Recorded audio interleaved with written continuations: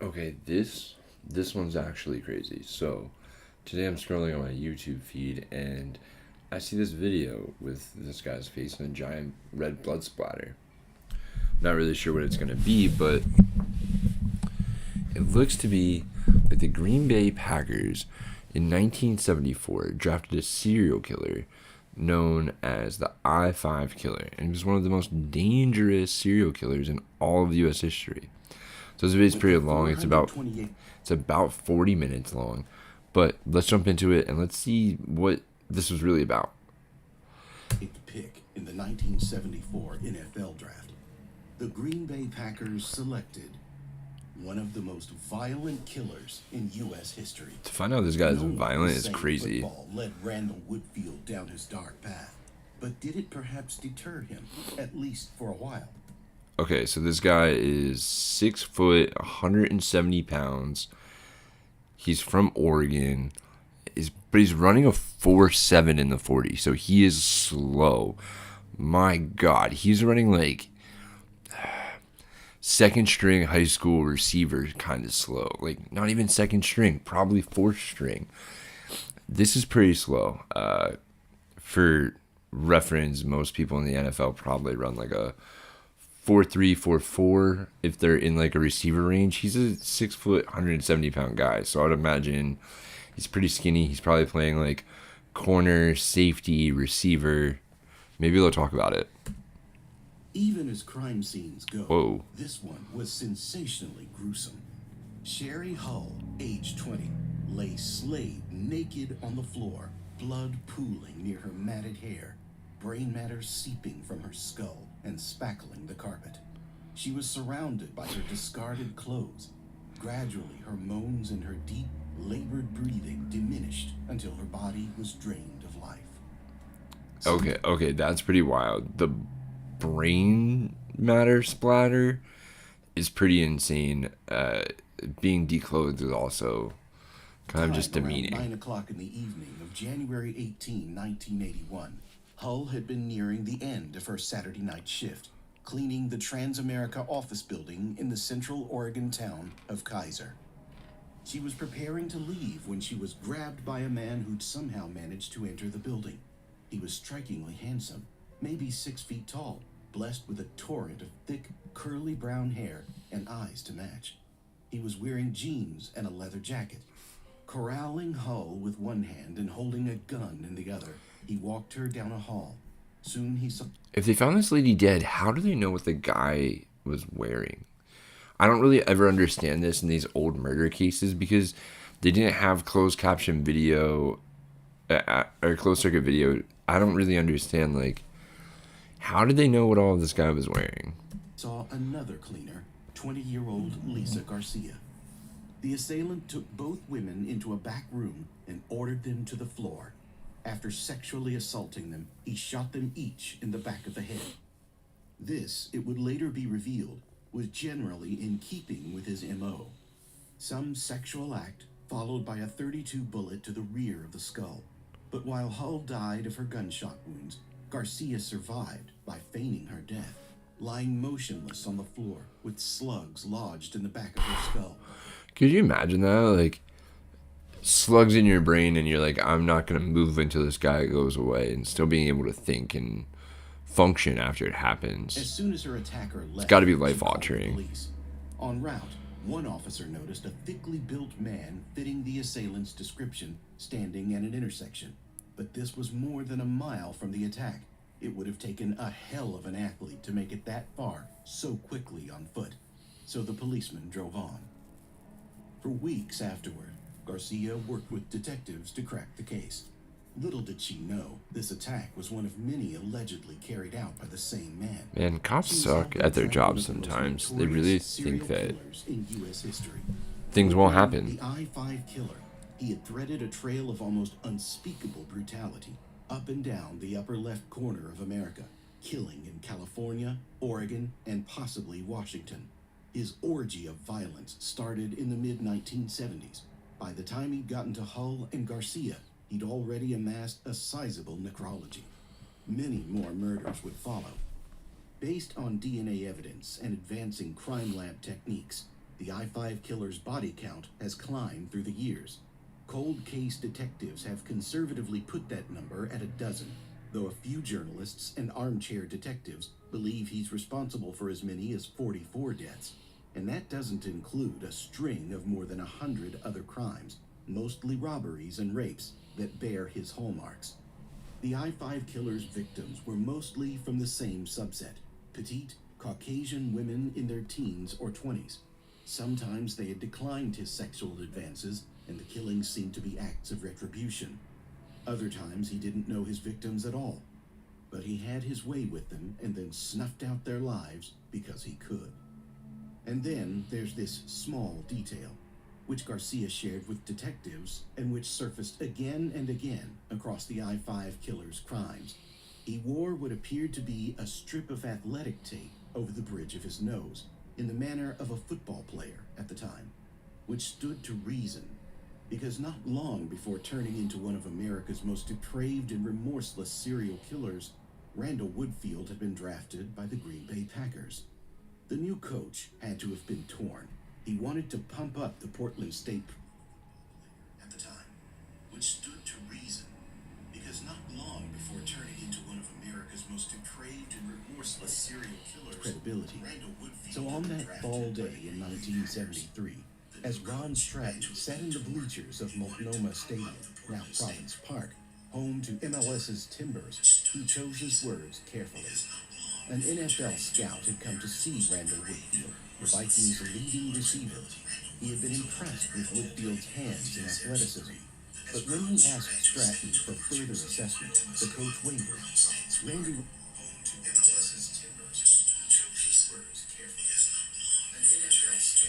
about the speed that enabled Woodfield to run high hurdles for the school's track team, but he also mentioned Woodfield's glaring deficiencies. He didn't like getting hit, not by the safety, not by the linebacker, not by anyone. The I-5 killer, recalled by his former teammates and coaches, he was the nicest, most gentlemanly kid I ever knew. Sorry about that. Years later, Just trying to make sure the a audio is reporter working from for a you San guys. Francisco newspaper called me and asked, "Do you know a Randall Woodfield? Did you know he's the I-5 killer?" I said, "That can't be. Probably the wrong Randall Woodfield." When Stratton was named Portland State's head coach a year earlier, it had marked a rarity, though scarcely acknowledged at the time. He was just the second African American in the modern era to hold that position at a predominantly white school. Stratton was only 29, less than a decade removed from playing at Oregon. As a former linebacker, he was quick to notice receivers who resisted cutting across the middle of the field. "It's a point of character," Stratton told the scout. "Woodfield doesn't have that." To Stratton, this softness, this dislike of confrontation, was in keeping with Woodfield's genial personality. It wasn't just that Woodfield was, in the cliché, coachable. Maybe more than any other player on the team, he seemed to seek out the staff for companionship and counsel. "He was always bopping by our offices before heading to class," recalls Stratton. "It was like he just wanted to hang out with us." Teammates and coaches' memories of Woodfield vary wildly. Some remember him as unassuming and quiet, if a bit odd. "He really didn't fit in," says Anthony Stottmeyer, who was a freshman quarterback at PSU in 1973. He'd make out-of-the-blue, off-the-wall statements. Stottmeyer's brother, Charles, both are uncles of 1995 to 96 NBA Rookie of the Year Damon Stottmeyer, was a halfback on that team. He recalls Woodfield for his vanity. Randall was always grooming himself. That even carried over to the way he played. He seemed like he was more interested in looking cute out there than getting the job done. True as that may have been, the pride Woodfield took in his appearance was justified.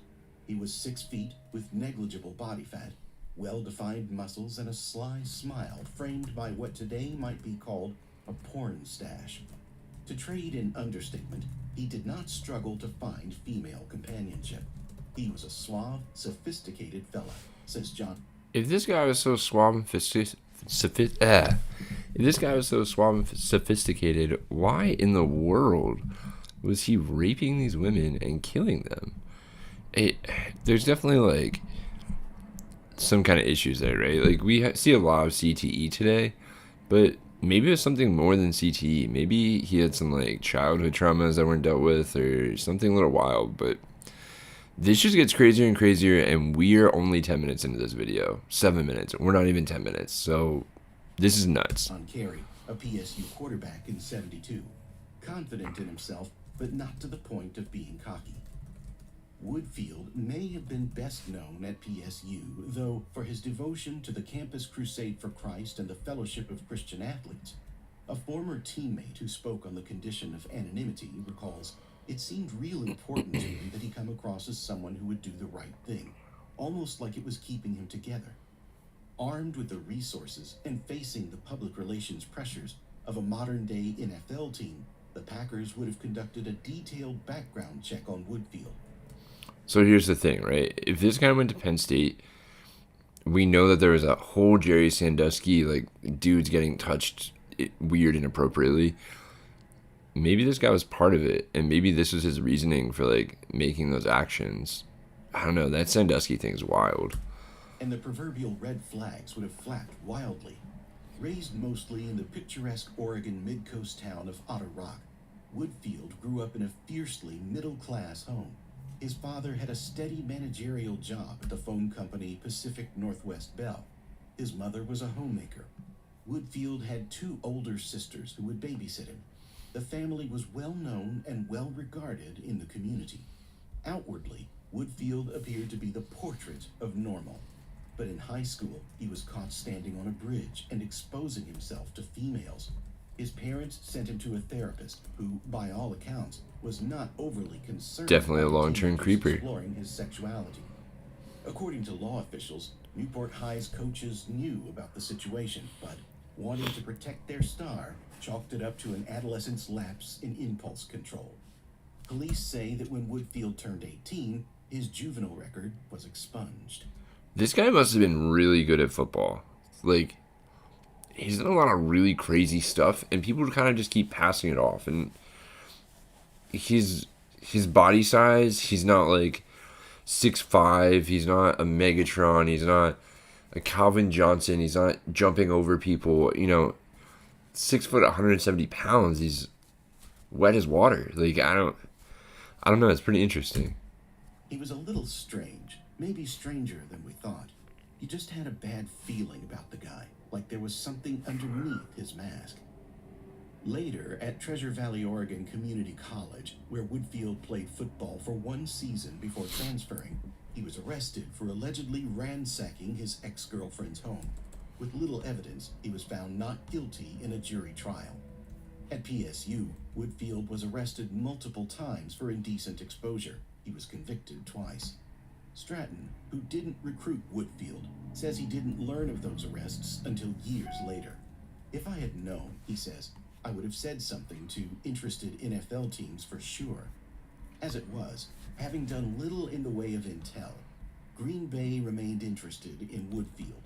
In the first round of the 1974 NFL Draft, the Packers selected Richmond running back Barty Smith, who would go on to start 42 games in 7 seasons. The next day, they used their 15th round pick on Dave Wanstead, the natural-born leader who never played a down, but who went on to become an NFL head coach. 2 rounds later, with the 428th pick, Green Bay Hold on. took. This guy he got drafted and then never played a game in the NFL. That is probably a crazy life story. I'd like to know more about that guy and how his coaching career went. That's also interesting. Woodfield.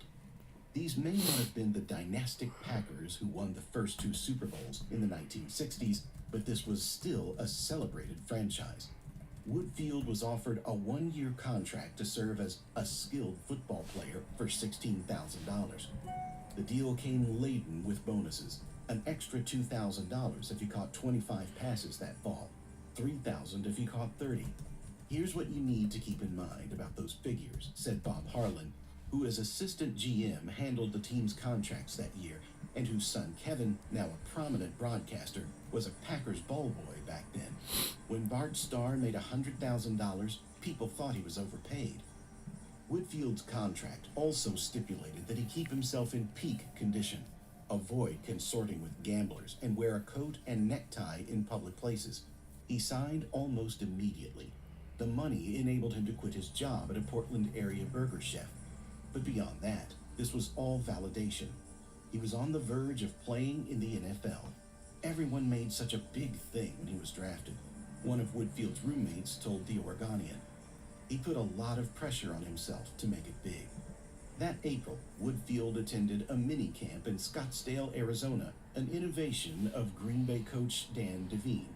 As special teams coach Hank Coleman explained beforehand in a letter to players, the minicamp would be a get-acquainted period, so that in July we can all start working toward our common goal, the championship. Afterward, Woodfield returned to Portland galvanized, impressed with the speed of the other players, but confident he would make the team. Per the Packers' request, he spent the next months staying in shape and working on his pass catching. In June, the team sent him a first-class plane ticket, along with instructions for an airport limo pickup that would take him to the team's training camp in De Pere, Wisconsin. Woodfield declined, opting instead to drive out from Oregon. When he arrived, his bio in the Packers media guide listed him at 6 feet, 170 pounds, and assessed him as follows. In July, Woodfield was among the rookies who competed against the Bears. Hold on, he drove halfway across the country.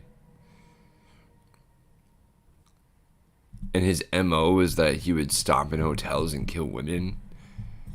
Like, was he just on a killing spree going to training camp? That would be wild. Like, can you imagine? You're like, all right, boys, I'm ready to score some touchdowns. Just got some bodies. We're good. Man, that would be crazy. That would be so wild. But who knows? In a scrimmage at Lambeau Field. Writing in the Green Bay Press-Gazette, Cliff Crystal, now the Packers team historian, sought out Woodfield for a quote. "I'm pretty excited," the young wideout said. "I'm just really thankful for the opportunity." Woodfield survived early cuts and reported to friends in Portland that he was acquitting himself well, that he felt as if he belonged. The Packers thought otherwise.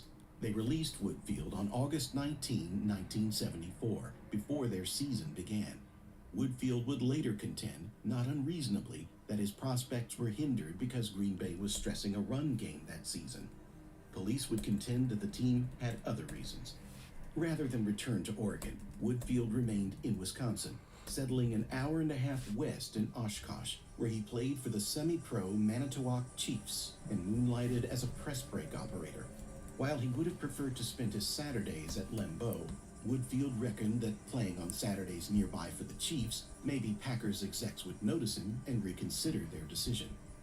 Teammates from that stop recall Woodfield as a smooth operator, a ladies' man, and a bit strange. Fred Auclair, a teammate and roommate, recalls Woodfield bringing home a trinket he had acquired at a local Christian bookstore. "How much was that?" Auclair inquired. "Well," said Woodfield, "it wasn't really for sale, so I stole it." Woodfield, adds Auclair, was on the phone all the time, telling tall tales. He had a woman in every port, it seemed. As Woodfield had at Portland State, he ran precise routes and distinguished himself with speed in Manitowoc. In the 1974 Central States This man had to be fast. Like, he caught a pair of passes. Okay, so if you compare this guy to receivers in the NFL today, he's like a Wes Welker. But back then, there were so few of them, so it's very interesting. For 42 yards, though the Madison Mustangs beat the Chiefs 14-0. The Packers, meanwhile, went 6-8, and as a team, averaged only 13 completions per game. Football and professional sports were just so different back in the 60s and 70s. You see movies like, what is it, Tropical Thunder? Not Tropical Thunder. The Jackie Moon movie with Will Ferrell, and just how crazy the NBA was back in the day. And the NFL is kind of the same thing. This guy couldn't play for the Packers, so he went to play for this undermined Chiefs team, which, like, the Chiefs are in the Super Bowl in 7 days. Clearly, he made a better choice if he would have just stayed with them, I guess. It shocked me when he went to jail. If there were 100 guys on the team, he'd be the 99th guy I'd suspect to do something like that. He had to be After nice. the season, though, Woodfield was dropped by the Chiefs. No reason was given publicly. There People keep talking about how this man was a smooth talker, about how like he had people everywhere. People really liked him and they were unsuspecting of him. He must have been like very kind to people and very like giving for them to really feel that way, or just like manipulating is all get out. Who knows? There were murmurs, however, that the team had off-field concerns. Do you ever know The these Chiefs, guys? along with their league, disbanded in 1976. While there are no public arrest records for Woodfield in Wisconsin, a detective would later learn that Woodfield was involved in at least 10 cases of indecent exposure across the state. As one Wisconsin law enforcement officer recalls, years later, Woodfield couldn't keep the thing in his pants. By multiple accounts, Woodfield was devastated by being cut. Deeply hurt was the phrase the Oregonian would later use. And curiously, Woodfield acted as if he knew there would be no more invitations from other teams. With his ambitions of being a pro football player killed off, he drove back to the West Coast. And then the rampage started. It took some time before Randall Woodfield graduated to murder, but the buildup was steady. Back in Portland, he drifted to the margins. He was 3 semesters short of completing his physical education degree at Portland State, but he rejected suggestions that he return to school. Instead, he cycled from job to job, residence to residence, romance to romance. He was 24 and moving backward in life. Woodfield would show up at Portland State on occasion to work out with his old team. By then, Stratton had been replaced by Mouse Davis, who would later coach as an assistant in the NFL and become known as the grandfather of the run-and-shoot offense. Woodfield seemed like a nice kid. He was a good athlete, Davis recalls today. But one of the other players said, "Coach, don't get too close with that guy. He's strange." That was the end of my relationship with him.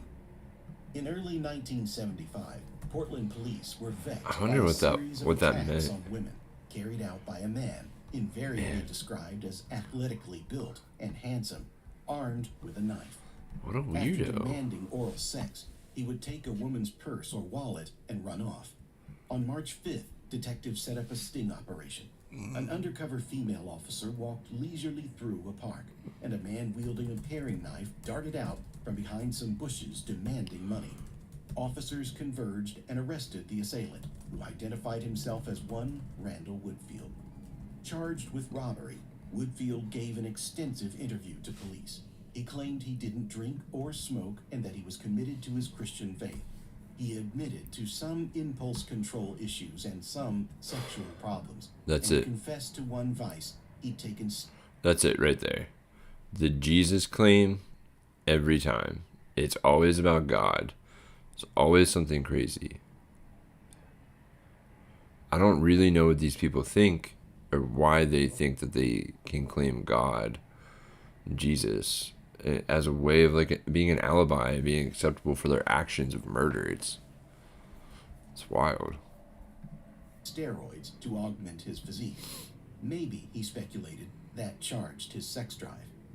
There was a conventional wisdom back in the day that someone who was an exposer or a peeping Tom wouldn't elevate to more serious crimes, says Lieutenant Paul Weatherroy, a longtime Portland cold case detective who retired from that job last year. We've learned that nothing's further from the truth.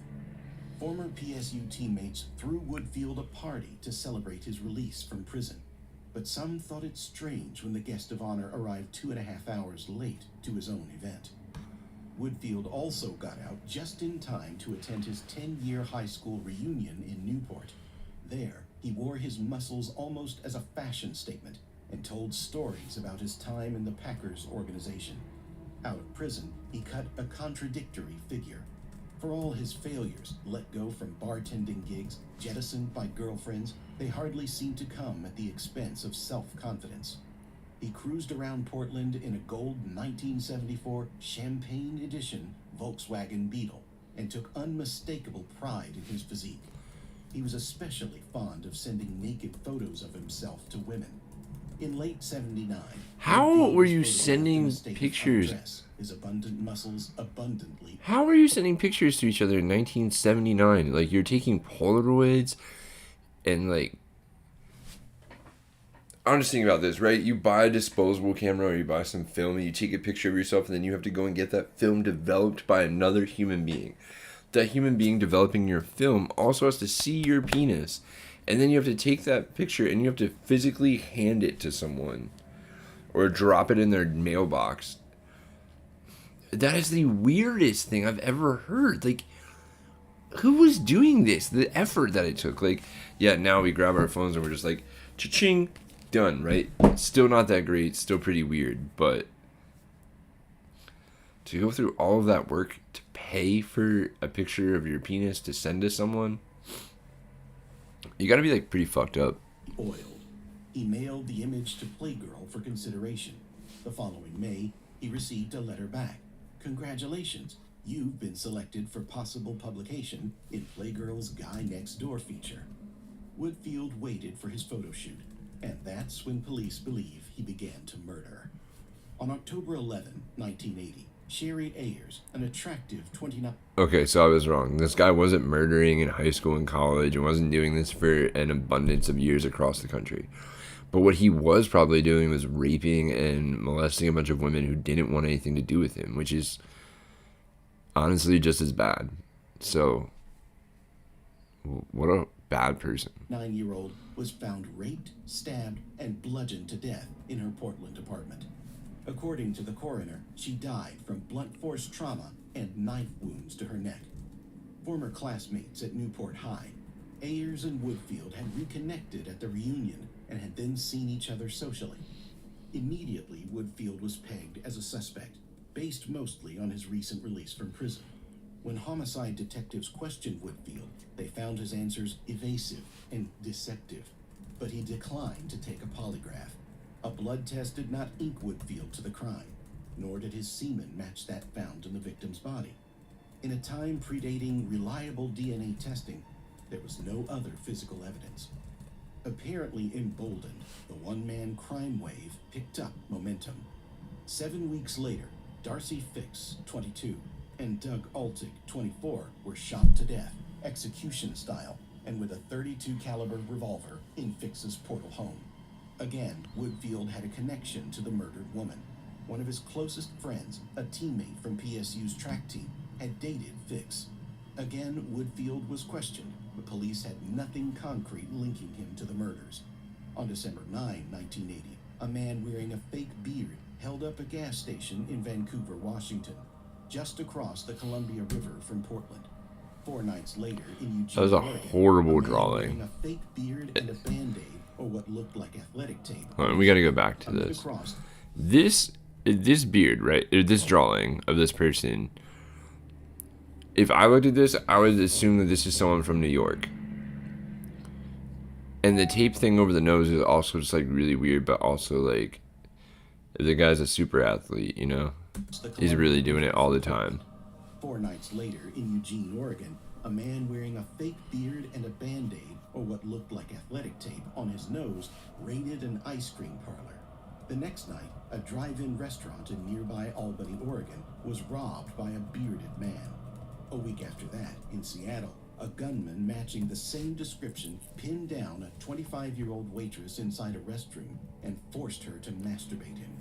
Hull and Garcia were sexually assaulted and shot in Central Oregon 4 weeks. It mentioned earlier about him being on steroids, and typically when people start to get on steroids, or like they are using steroids to achieve what this guy tried to achieve, they have this like addictive property where people just get hooked, and they get hooked to the testosterone and the feeling and everything that goes along with steroids. And I'm wondering if that's what kind of happened with this guy. He's just like a crazy high sex drive, and maybe before when he was like in the NFL and in college and stuff, girls were like a little bit more receptive, but as he got older and his life started to kind of become more tumultuous, he just kept going after raping these women that before would kind of be seduced by him. And then the steroids just allowed him to do more physical harm, which isn't really great or an excuse, but maybe that's the reason this guy's doing this crazy shit. Weeks later, Word began spreading that there was an I-55 bandit marauding up and down the northern half of Interstate 5, a ribbon running parallel to the Pacific for the 1,400 miles between the Mexican and Canadian borders. All of the crimes occurred within 2 miles of an interstate exit. The spree accelerated, each time more twisted and horrific than the last. On February 3rd, 1981, Donna Eckert, 37, and her 14-year-old daughter, Janelle Jarvis, were found dead in their home in Mountain Gate, California, just off I-5. Each had been shot multiple times in the head. Lab tests would later reveal that the girl had been sodomized.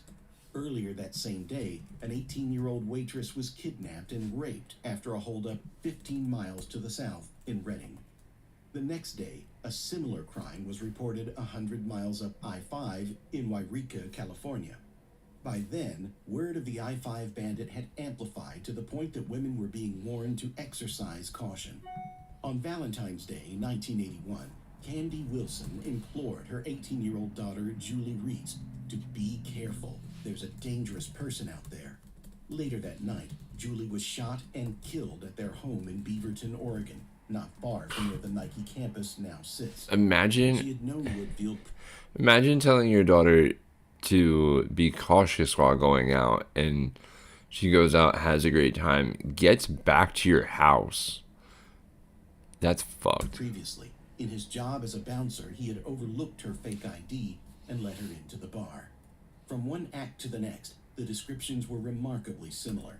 An athletic man armed with a silver .32 caliber revolver and wearing tape or a band-aid over his nose, abducted a woman, committed a sexual act, and then shot her execution style.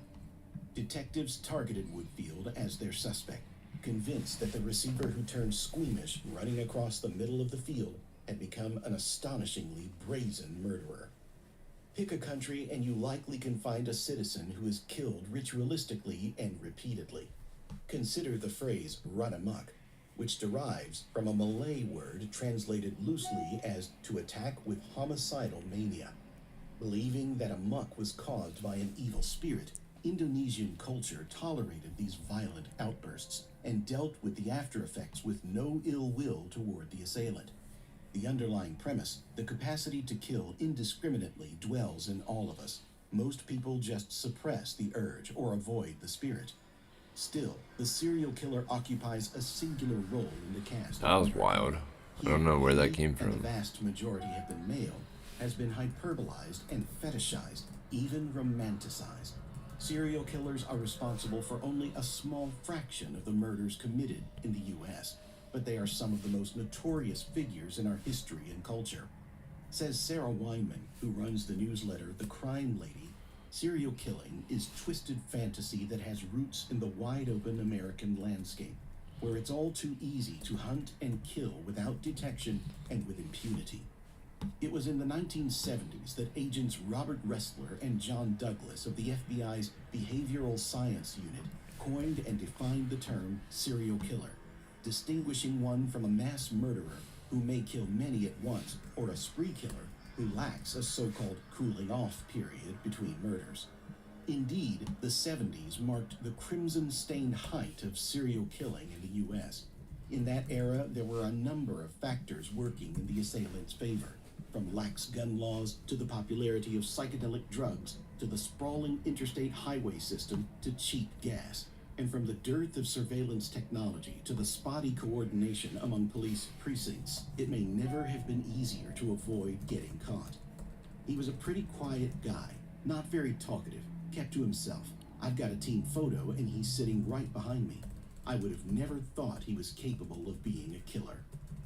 Woodfield wasn't the only sociopath terrorizing the West Coast around that time. Ted Bundy's killing orgy in the Northwest is believed to have begun in 1974, his first 8 known victims slain in either Oregon or Washington.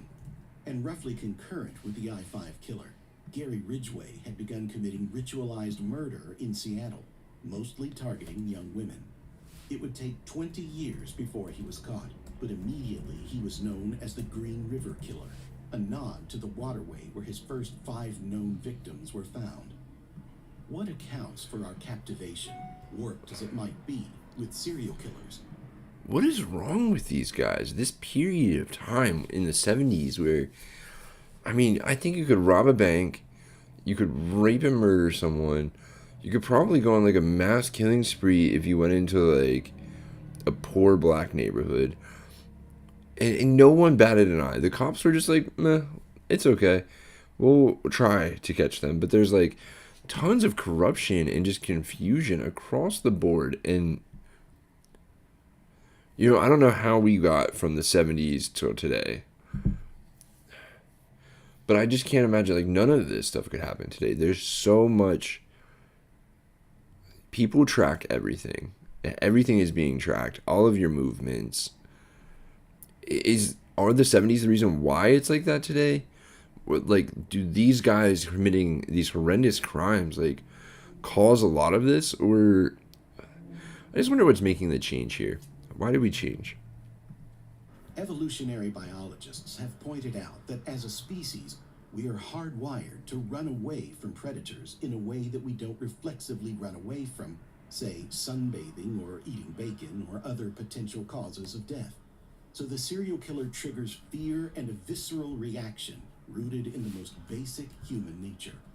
Others cite the stirring exploration of the darkest corners of humanity.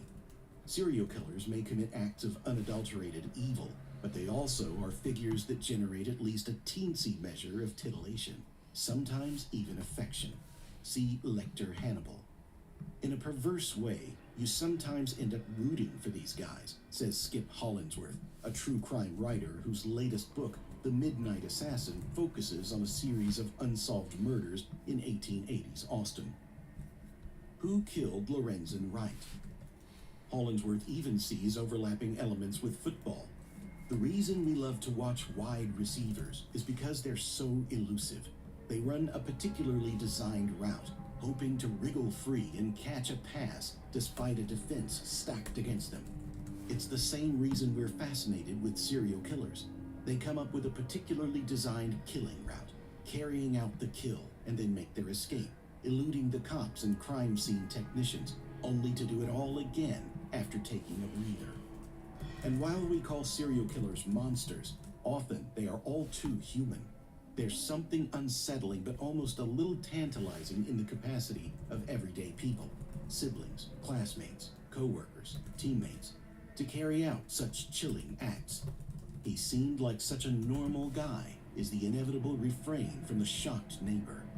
This was a central theme for Anne Rule, a prominent true crime writer who in her best-selling book The Stranger Beside Me portrays Ted Bundy as a handsome, well-spoken, good-looking law student who happened to kill at least 30 women. Rule has conceded, I can't remember thinking that if I were younger and single, or if my daughters were older, Bundy would be almost the perfect man.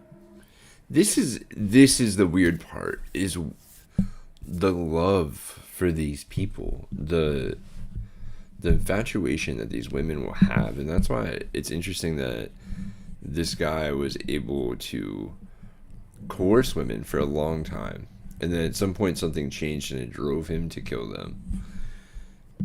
And then other people look at that and they're like, man, that person could still be a great person. I don't know. I don't understand it. This lady falling in love with Ted Bundy, essentially saying that she wishes she was younger, her daughters were older. It's a really, really weird thing. From her home base in the serial killer hotbed of Seattle, Rule grew interested. Also, Seattle, Washington State, like the Pacific Northwest, and Illinois. What is with these states and their serial killers? All of them are from like these very specific regions in the country where, I mean, not a lot of shit happens. It's kind of weird. In the I-5 case, and published a book in 1984 about Woodfield titled The I-5 Killer, a meticulously reported account and an invaluable resource in this story. Rule's book relied on public documents as well as interviews with detectives, family members, and the sociopath himself. She was clearly captivated by Woodfield's conventional upbringing, jock pedigree, and good looks. Even the breathless jacket synopsis asks how a suspect who seemed so handsome and appealing could have committed such ugly crimes. The I-5 killer's downfall came swiftly and... It's all visual appeal, right? Like, we use our eyes so much. And as a creative, I love that. I love like creating scenes and vivid imagery that tells stories or manipulates feelings. But visual love is one of the worst things that I think exists in the world. It causes people to make choices that they just shouldn't make because their eyes fall in love with something. There's so much more thought and feeling into it. Maybe these murders would have never happened if that was true. And without much drama, a persistent detective, Dave Komanek, led the investigation. He worked in the sheriff's office of Marion County, Oregon, where Hull had been murdered, and he had his suspect pegged early on. Woodfield had already served a prison sentence for preying on women. He was acquainted with multiple victims. He certainly knew his way around the I-5 corridor, and he matched the physical description provided by multiple witnesses. What's more, Marion County detectives put together a payphone call log that showed Woodfield using calling cards within a few miles of various murders. The irony was rich. The son of a Pacific Northwest Bell employee would be done in partly by phone records. After Lisa Garcia picked Woodfield's photo out of a lineup, a police interrogated him on March 5, 1981. They searched his residence, a room he had been renting from an unsuspecting family in Springfield, Oregon, and found telling evidence. The same brand of tape that had been used to bind victims, a .32 caliber bullet in Woodfield's racquetball bag. 4 days later, police charged him with Hull's murder, Garcia's attempted murder, and 2 counts of sodomy. Woodfield, employing a public defender, entered a plea of not guilty. By March 16, indictments were rolling in from various jurisdictions in Washington and Oregon, including multiple counts of murder, rape, sodomy, attempted kidnapping, armed robbery, and possession of firearms by an ex-convict. The obligatory Oregonian headline, "Friends utterly shocked by arrest of Woodfield." But that wasn't really the case. As one former PSU teammate puts it, you just had a bad feeling about the guy, like there was something underneath his mask, says Kerry, Woodfield's quarterback. I was surprised when some of this stuff started coming down, but on reflection, I thought, that does sort of add up. When Woodfield's trial for the incident with Hull and Garcia began in the summer of 1981, it marked the first murder trial for an earnest, fledgling Marion County prosecutor named Chris Van Dyke, whose famous father, Dick, had recently finished up a run on the Carol Burnett Show. At the time, the prosecutor characterized the accused as an arrogant, cold, unemotional individual, probably the coldest, most detached defendant I've ever seen. And at that point, he's either just psycho or has CTE. Overwhelming evidence, and Woodfield's defense was flimsy, predicated on mistaken identity. At one point, the defender's lawyer went so far as to suggest that Garcia's identification of Woodfield was influenced by a detective's hypnosis. When Woodfield eventually took the stand, he spoke... Hold on. It was influenced by a detective's hypnosis. The 70s are such a weird time. People are really trying to use psychedelics and brain control over things. Softly, with his arms crossed, looking nothing like a star athlete or a handsome Lothario. Here's how Rule put it. Randy Woodfield had been touted in the media as a massively muscled professional athlete. The man in person seemed strangely diminished, not a Superman after all. He looked, if anything, humble. A predatory creature brought down and caged in mid-rampage. Bizarrely, he admitted in court to having owned a .32 caliber pistol, but said that when he'd learned that as a parolee it was a violation to own a firearm, he threw the gun into a river. Lisa Garcia, meanwhile, was the key witness. Recalling the horrific night at the office building 5 months earlier, she maintained that the man she faced in the courtroom was the same man who, she alleged, shot her and killed her coworker. It took the jury 3.5 hours to reach its verdict. That's not a very long On June time. 26, 1981, Randall Woodfield was convicted on all counts. They have pretty With clear no evidence death this guy penalty was the option one. In Oregon, Woodfield, then 30, was sentenced to a prison term of life plus 90 years. That December, 35 more years were added to his sentence when a jury in Benton County, Oregon, convicted him of sodomy and weapons charges tied to another attack in a restaurant bathroom. District attorneys up and down the I-5 corridor had a decision to make. Even if they could secure a conviction, what would be the point? Woodfield was already almost certain to die in prison.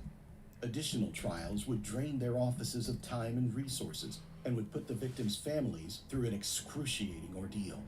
Even in California, where Woodfield was accused of killing a mother and her daughter, and where the death penalty would have been an option, the local prosecutor eventually decided against pursuing Woodfield.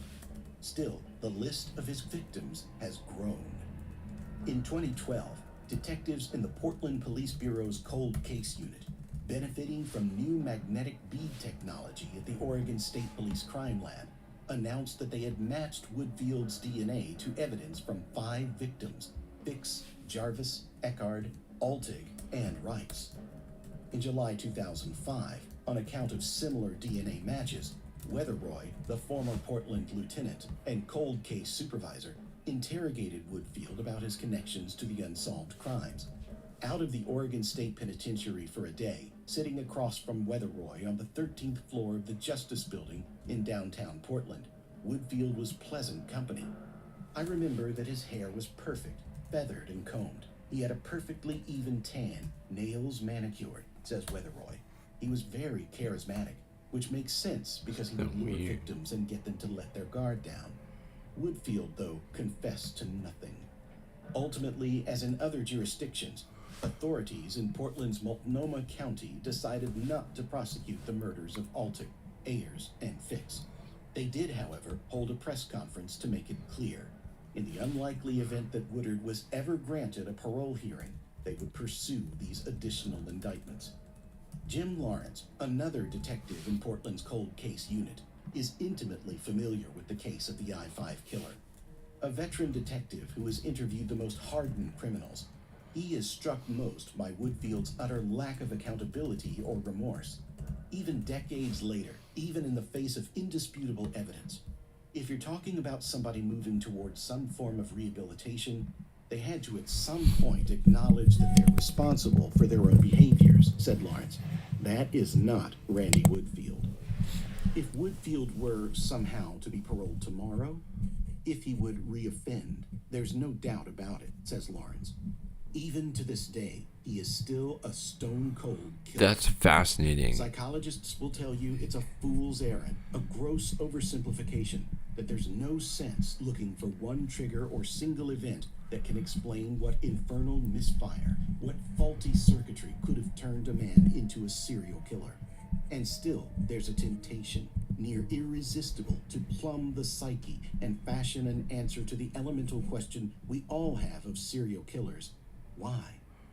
Yeah. Anne Rule, I mean, who passed away why is a great last question year at here. 83, long ago concluded that Woodfield killed women as a form of rebellion against his authoritarian mother and 2 older sisters. While in prison, Woodfield sued Rule, unsuccessfully, for $12 million on grounds of libel. I don't know. I would say that lady's probably right. Like, the amount of care that guy put into grooming himself and the way that he was able to manipulate women really only comes from the ability to be around women and to understand them. And growing up in a household with a strong mom and probably strong sisters too, who knows what that could have come out like. The detective offers a different theory. There had to be something that happened to him sexually in his formative teenage years that caused him to look at sexual activity as power fulfillment, as opposed to an area of procreation and of intimacy. What about the sport Woodfield played so expertly? Football did this, has become the quick and easy explanation for all sorts of antisocial acts. From Right, it's always CTE. CTE. Casino elevator to running a dogfighting ring. A sensationally violent sport breeds sensationally violent behavior. All right. That was too far. How do you correlate violence with dogfighting? Dogfighting is no different than any form of gambling that has taken place over the last 4 centuries.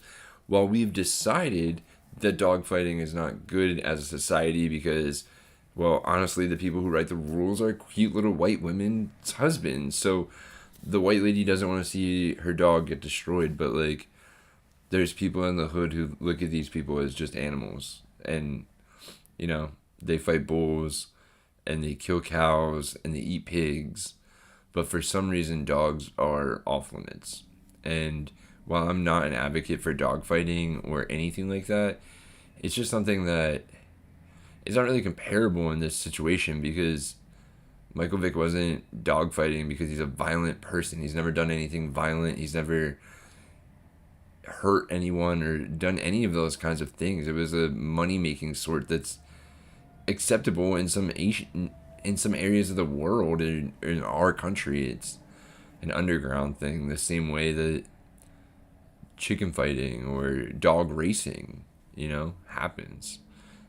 That was a really bad comparison by this guy.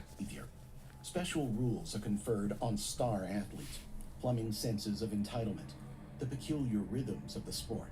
One intense day followed by 6 days of recovery and preparation are out of whack with the rest of society. Teams and an image-obsessed league have mastered the arts of willful blindness and damage control. Asked about Woodfield in September, Bill Tobin, a longtime NFL exec who was Green Bay's director of pro scouting in 1974, claimed not to recall Woodfield as a player, much less now that a former draft pick of his was a convicted killer. Yet Portland detectives maintained that the Packers quietly cut Woodfield in part because of off-field concerns. I know that was a factor, says Lawrence, that he was caught exposing himself. But in the case of Randall Woodfield, it's not. But who is he exposing himself to? Other teammates or other women? It's at odds. Was it like? Facts. If anything, Were they protecting employees, or what were they doing there? Delaying Woodfield's horrific behavior. Survey the timeline, and it's easy to make the case that football, beyond being a driving motivation for him, was also a distraction from a primal instinct that had perhaps always churned within. Only when football was no longer part of his life did he take a truly dark turn. The Portland Police Department's property room sits in an industrial pocket of town, right by the Willamette River. There's a section dedicated to the documents pertaining to Woodfield. Here lie copies of decades-old search warrants and affidavits, as well as a trove of relics from the Packers. Police searching Woodfield's residence realized that he kept every correspondence bearing that green and yellow logo, every envelope with the return address of 1265 Lombardi Avenue in Green Bay. According to rule, Woodfield even kept in his wallet a carbon copy of the airline tickets the Packers sent him back in June 1974. Woodfield, she wrote, would carry the stack of personal letters and mimeographed sheets with him throughout his myriad changes of residence. They were akin to messages from Hollywood to be a would-be starlet. They were magic. Once the magic went away, it was replaced by the sinister. That's something that really bugs me about the NFL and kind of sports in general. While I love playing sports, I love participating in sports, was a Division I athlete, I can't get into this thing of I'm part of a team that I'm not part of. The Green Bay Packers don't give a shit about anyone, and none of their fans who buy their things, no one who wears their jerseys, no one who smashes their TV because the team messed up. And people in America go batshit for football and for sports in general and really desire to be a piece of the team. So this guy holding on to these letters after chasing this lifelong dream, I'm not surprised by it, but definitely not healthy. Woodfield is 65 now. 35 years after his conviction, he sits in Oregon State Penitentiary, nestled among Douglas firs and the Cascades, located in Salem, fittingly barely a mile from I-5. The Oregon Department of Corrections denied an... It's crazy. This guy has lived my entire life in a prison cell. Probably yours too. And he's going to be there for forever. I don't really understand why you would want to live in jail for a long time. I know you're not going to get out, but it just seems miserable. An interview request on the grounds that it brings notoriety to the inmate. And this is already a high-profile individual and doesn't fall within the rehabilitation and correctional plan of the inmate. Woodfield did not respond to letters or electronic correspondences from SI seeking comment. This much we know, however. Woodfield is still a football fan. Prison guards recall that he loves to talk about the sport and still remembers his playing days 4 decades ago with striking specificity. Weatherroy, the detective, saw this firsthand. When Woodfield learned that Weatherroy's son was a high school star in Portland, the inmate grew animated. He loved talking about sports, says Weatherroy. His high school career, playing in college, his time with Green Bay. When the conversation turned to weightier topics, however, Woodfield clammed up, tried to change the subject, and grew distant. Woodfield did join MySpace in 2006, and his profile was as close as he's ever come to taking ownership of his past. How did he get access to a social media network in 2006? Not only were like computers much more limited than they are today, but that's crazy. That's like one of the creepiest things you could do from a distant place. It also says plenty about how he still self-identifies. I spend the remainder of my days in prison because I've committed a murder along with many other crimes. I once tried out for the Green Bay Packers. The only reason I didn't make it is because the skills I had to offer, they didn't need at the time. What an interesting like mindset of they didn't need my skill set at the time. With the 428, I can't really imagine that they didn't need someone to come over the middle and catch passes, especially if this kid was good. That feels like something every NFL team always needs. So that was an interesting story. But thanks for joining. Check you guys later. Don't kill anyone.